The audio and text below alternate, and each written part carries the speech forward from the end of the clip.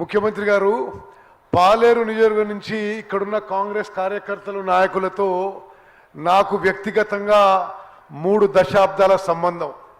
మరి పాలేరు ఆనుకున్న కోదాడు నియోజకవర్గం నుంచి నేను నా సతీమణి గత 10 సార్ల 7-8 సార్ల శాసనసభ్యునిగా ఎన్నికైనాం. మరి పాలేరు వాగుకి ఇటు పాలేరు నియోజకవర్గం అటు కోదాడు నియోజకవర్గం. మరి ఇక్కడికి విచ్చేసిన అక్కలు చెల్లెళ్ళు అన్నలు తమ్ముళ్ళు మీ అందరినీ కలవడం ఎంతో సంతోషకరం అని చెప్పి నేను మనవి చేస్తూ మరి ఇరిగేషన్ శాఖకు సంబంధించిన 2-3 విషయాలు మనవి చేస్తాం. సీతారామ లిఫ్ట్ ఇరిగేషన్ ప్రాజెక్ట్ విషయంలో గత ప్రభుత్వంలో డిస్ట్రిబ్యూటరీ ఛానళ్ళకి కాలువలకి ఒక్కెకరం భూసేకరణ చేయలేదు, ₹1 ఖర్చు పెట్టలేదు. గౌరవనీయులు రేవంత్ రెడ్డి గారు ముఖ్యమంత్రి అయిన తర్వాత మరి ఆర్థిక మంత్రిగా ఉప ముఖ్యమంత్రిగా బట్టి విక్రమార్క గారు, అదేవిధంగా మీ జిల్లా మంత్రులు మరి తుమ్మల నాగేశ్వరరావు గారు, పెద్దలు శ్రీనివాసరెడ్డి గారి పూర్తిగా వారి చొరవతో ప్రోత్సాహంతో సీతారామ ప్రాజెక్టుకి గతంలో డిస్ట్రిబ్యూటరీ కాలువలు మరి 1 ఎకరం కూడా ఆయకట్టు 1 ఎకరం కూడా భూసేకరణ చేయలే, ₹1 ఖర్చు పెట్టలేదు.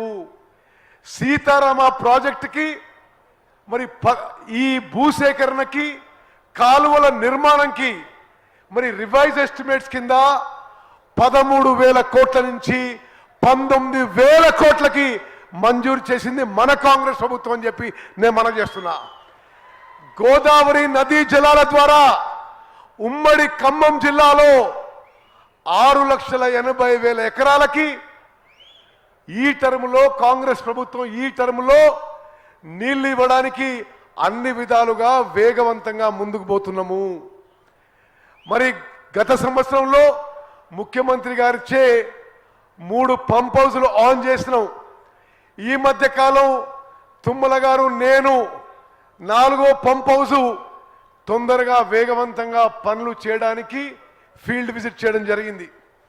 మరి సీతారామ ప్రాజెక్టు విషయంలో వేగవంతంగా పనులు చేస్తాము, ఈసారి పూర్తి చేస్తామని చెప్పి సమాముఖంగా మనవి చేస్తున్నాం. అదేవిధంగా గోదావరి నదీ జలాల విషయంలో ప్రతిపక్ష బీఆర్ఎస్ పార్టీ 10 ఏళ్ల పాటు గోదావరి నదీ జలాల విషయంలో పూర్తిగా నిర్లక్ష్యం చేసి మీ సీతారామ ప్రాజెక్టుకి మన కాంగ్రెస్ ప్రభుత్వం వచ్చిన తర్వాత మేము అధికారంలో వచ్చిన తర్వాత అంతకుముందు నీటి కేటాయింపు కూడా లేదు. 67 టీఎంసీల నీటి కేటాయింపు సీతారామ ప్రాజెక్టుకి మన ప్రభుత్వం వచ్చిన తర్వాత కేటాయించిన విషయం కూడా మీ అందరికీ మనవి చేస్తున్నాం. అదేవిధంగా ఈరోజు ముఖ్యమంత్రి గారితో శంకుస్థాపన చేయించిన మూనేరు పాలేరు లింక్ ద్వారా మరోమారు మీ అందరికీ దాని ద్వారా జరిగే లబ్ధి గురించి ఒకసారి మనవి చేస్తున్నా. సీతారామ లిఫ్ట్ ఇరిగేషన్ ప్రాజెక్టు పరిధిలో ప్రతి సంవత్సరం విద్యుత్ వ్యయాన్ని 120 కోట్ల మేరకు తగ్గిస్తుంది. అదేవిధంగా ఖమ్మం జిల్లాలో పాలే రిజర్వాయర్ కింద ఉన్న ఎన్ఎస్పి పరిధిలో 135,000 ఎకరాల ఆయకట్టు స్థిరీకరణకు స్టెబిలైజేషన్కు ఉపయోగపడుతుంది. ఖమ్మం మరియు సూర్యాపేట జిల్లాలోని పాలే రిజర్వాయర్ పై భాగంలో ఉన్న 40,000 ఎకరాల ఆయకట్టు స్థిరీకరణ.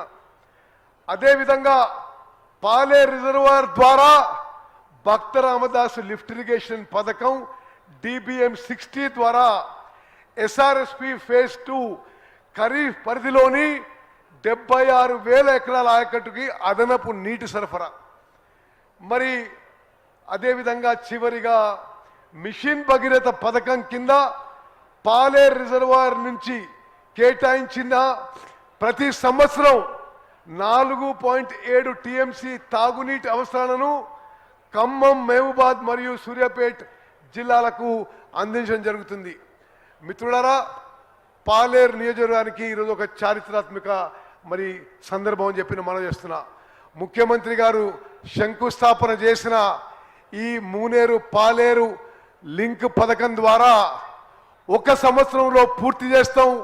వచ్చే జనవరి లోపు మళ్ళీ ముఖ్యమంత్రి గారి ద్వారా ప్రారంభోత్సవం కూడా చేస్తామని చెప్పి మీ అందరికీ మాటిస్తూ, చివరిగా మరి ముఖ్యమంత్రి గారి ముందటే మరి ఉప ముఖ్యమంత్రి గారికి, రెవెన్యూ మంత్రికి, తుమ్మల గారికి నేను మనవి చేస్తున్నా, సీతారామ ప్రాజెక్ట్ విషయంలో, భూసేకరణ విషయంలో, అదేవిధంగా పనుల విషయంలో, నిధుల కేటాయింపు విషయంలో మనం అందరం కలిసి పనిచేసి మరింత వేగవంతం చేయాలని చెప్పి మీ అందరికి కూడా నేను అప్పీల్ చేస్తూ ముగిస్తున్నాను. జై హింద్, జై కాంగ్రెస్.